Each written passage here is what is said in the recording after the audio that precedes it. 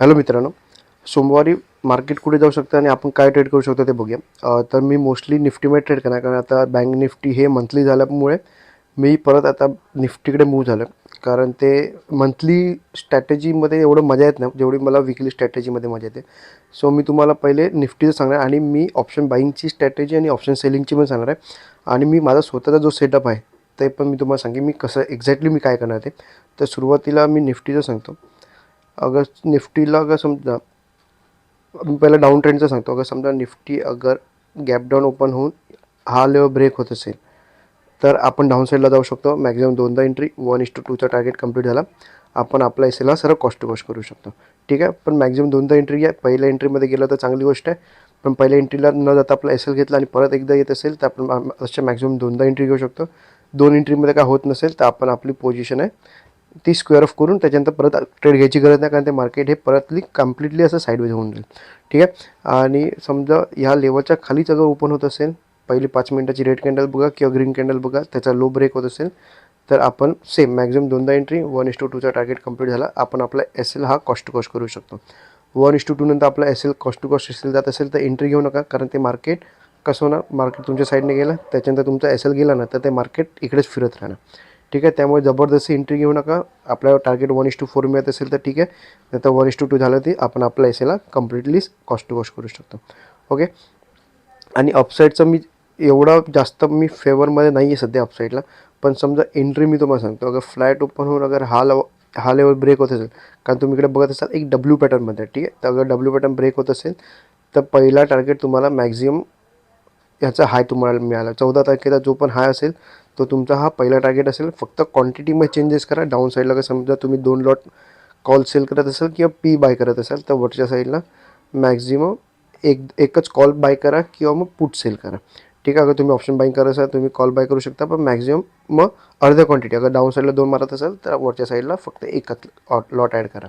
ठीक आहे, तर क्वांटिटी अर्ध्या करा. मार्केट गेलं तर ठीक आहे, नाही गेलं तर ते मार्केट हे इथे साईड होईल. कारण जास्त मोठी अपसाईडची रॅली मला वाटत नाही आहे, कारण त्याला मल्टिपल रजिस्टन्स फेस होणार आहे. एक इकडे रजिस्टन्स फेस इकडे होणार आहे, इकडे होणार आहे. त्यामुळे एक मोठी मुवमेंटम याचे चान्सेस कमी आहेत. त्यामुळे मी फक्त जो सेटअप आहे तो मी डाऊन साईडचाच घेणार आहे. ठीक आहे, तर सुरुवातीला मी ऑप्शन बाईंगचं सांगतो. समजा याच्या खाली 5 मिनिटाची एक रेड कॅन्डल क्लोज होत असेल तर ऑप्शनच्या चार्टमध्ये याचं जो पण ॲट द मनीचा प्रीमियम असेल त्याचा चार्ट ओपन केला, त्याच्या पहिलं जसे ग्रीन कॅन्डल दिसले ऑप्शनच्या चार्टवर त्याचा हाय ब्रेक केला तर आपण एंट्री घेऊ शकतो आणि त्याचा लो आपला एस एल असेल. ठीक आहे, अगर मोठी कॅन्डल असेल तर 50% त्याचा लो 50% तुम्ही एस एल ठेवू शकता, आणि कॅन्डल छोटी असेल तर त्याचा लोसुद्धा आपल्याला एस एल ठेवू शकतो. आणि कमीत कमी 1:4चं टार्गेट डाऊन साईडला आपल्याला मिळायचे चान्सेस थोडे जास्त आहेत. ओके, आणि ऑप्शन सेलिंगचा म्हणत असाल, अगर तुम्ही इंट्राडे करत असाल तर सेम करा. या लोच्या खाली अगर मार्केट क्लोज होत असेल 15 मिनिटाची रेड कॅन्डल, ठीक आहे, आणि त्याचा लो ब्रेक होत असेल तर आपण ॲट द मनीचा किंवा मग आउट ऑफ द मनीचा आपण कॉल सेल करू शकतो. त्याची त्याचा लो ब्रेक झाला आपण एंट्री घेऊ शकतो. एस एल मोठा असेल तर त्याची हाफ कॅन्डल त्याचा एस एल असेल. अगर कॅन्डल छोटी असेल 15 मिनिटाची तर त्याचा हाय आपला एस एल असेल. मॅक्झिमम दोनदा एंट्री, एकदा गेलं तर ठीक आहे, एकदा आपला लो ब्रेक केला परत आपला एस एल घेतला आणि परत सेम लेवल येत असेल तर ते डब्ल्यू पॅटर्न बनणार आणि आपल्याला परत एकदा आपल्या साईडने जायचे चान्सेस थोडी जास्त असतील.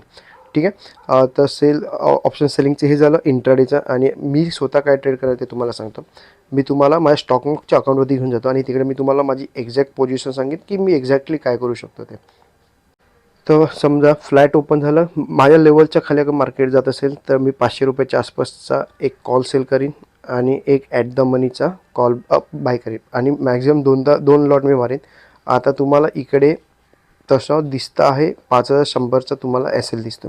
ठीक आहे, पण हा 5100 मॅक्झिमम लॉस आहे. जो 5100 आहे तो मी तेवढा देणारच नाही, कारण आपल्याकडे तो ॲडजस्ट करायला 4 दिवस असतील. बरोबर, एक मध्ये आय थिंक सुट्टी आहे, परवा बंद असेल कदाचित, माहिती नाही. आपण समजा बंद असेल तर आपल्याकडे तरी पण 3 दिवस आहेत. 3 दिवसामध्ये आपण 5000चा जो मॅक्झिमम लॉस आहे तो कमी करत करत सुरुवातीला आपण 3000वरती आणायचा किंवा मग 2500वरती आणायचा. ठीक आहे, मी कम्प्लिटली अर्धा करायला बघतो. म्हणजे 5000 म्हणजे मी कम्प्लिटली पहिलं 2500 आणीन आणि त्याच्यानंतर अगर मला चान्स मिळत असेल तर तुम्ही झिरो लॉससुद्धा करू शकतो अगर माझ्या अगेन्स्टमध्ये गेलं तर. आणि समजा माझ्या साईडने मार्केट जात असेल तर मी परत काही कॉल ॲड करीन.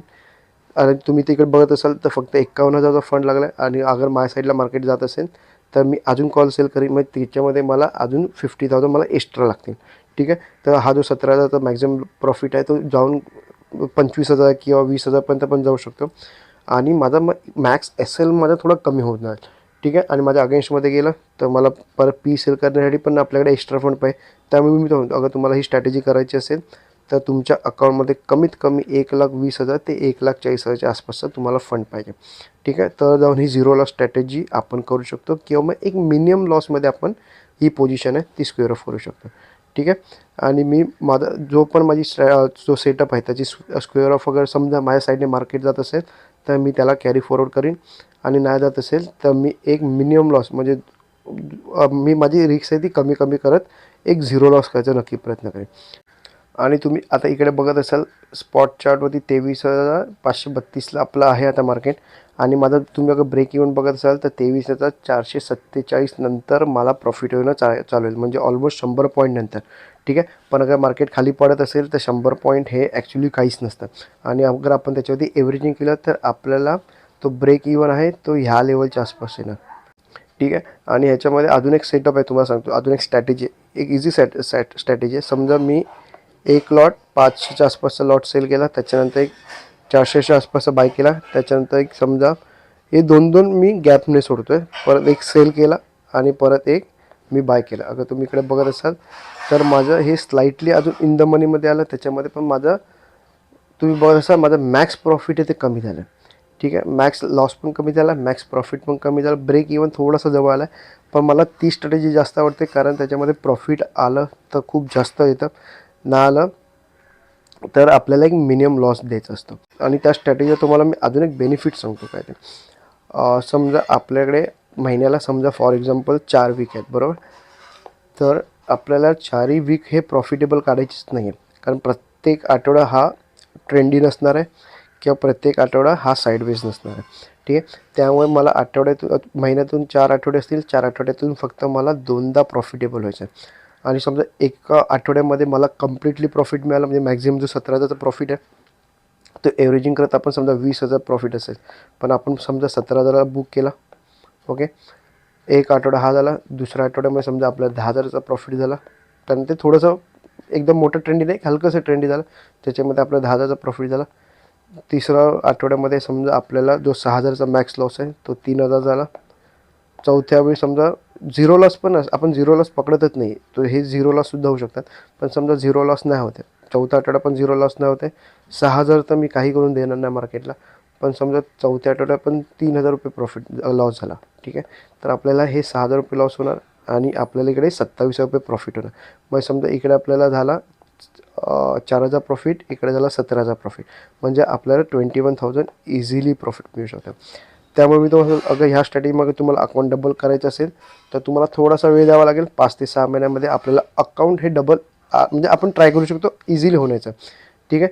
कधी कधी असं असू शकतं मार्केट, हे बघा आता हे जी 3,000 मायनस दाखवते, एक असा आठवडा पण येणार, पण तो रिअल येणार, प्रत्येक आठवड्याला नाही येणार, तो 2-3 महिन्यातून एकदा येऊ शकतो. ते कसं होणार ते तुम्हाला सांगतो. मॅक्झिमम लॉस 6,000 आहे, आपल्या अगेन्स्टमध्ये मार्केट गेलं, आपण तो 6,000चा लॉस आहे तो 3,000वरती केलं. ठीक आहे. त्याच्यानंतर समजा मार्केट परत रिव्हर्स झाला आपल्या साईडने, तर आपल्याला इकडे एक 3,000 परत आपण ॲडजस्टमेंट करणार, तर तिकडे परत एकदा 3,000चा आपल्याला एक एक्स्ट्रा लॉस व्हायचे चान्सेस असतात. म्हणजे कधीतरी असं होईल की इकडे 3,000 आणि इकडे परत आपल्याला 6,000चा मॅक्स लॉस व्हायचासुद्धा चान्सेस असतात. प्रत्येक वेळी झिरो होत नाही किंवा प्रत्येक वेळी आपण 3,000मध्ये निघू शकत नाही. 2 ते 3 महिन्यानंतर एक असा टाईम आहे ना ज्याच्यामध्ये आपल्याला मार्केट आपली एंट्री बरोबर असणार आहे, त्याच्यानंतर आपल्या अगेन्स्ट जाणार, आपण तिकडे चेंजेस करणार, त्याच्यानंतर परत आपल्या साईडने येणार, मग परत आपण चेंजेस करणार आणि त्याच्यानंतर परत जाऊन मध्ये क्लोज होणार. त्यामध्ये क्लोज झाल्यामध्ये आपल्याला 6,000चा लॉससुद्धा होऊ शकतो. ठीक आहे. अगर समजा आपल्या साईडने डायरेक्टली गेलं आपलं प्रॉफिट होईल किंवा आपल्या अगेन्स्टमध्ये गेलं तर आपल्याला मॅक्झिमम 3 लॉस होईल किंवा मग नो लॉस स्ट्रॅटेजीमध्ये आपण निघून जाऊ. पण अगर मार्केट आपल्या साईडने गेलं, अगेन्स्ट गेलं, परत आपल्या साईडला आलं आणि परत आपल्या अगेन्स्टमध्ये जात असेल आणि मध्ये क्लोज झालं तर आपल्याला 6,000सुद्धा लॉस होऊ शकतो. ठीक आहे. तर ही माझी स्ट्रॅटेजी असेल आणि अजून तुम्हाला काय डाऊट असेल तर तुम्ही कमेंटसुद्धा करू शकता. धन्यवाद.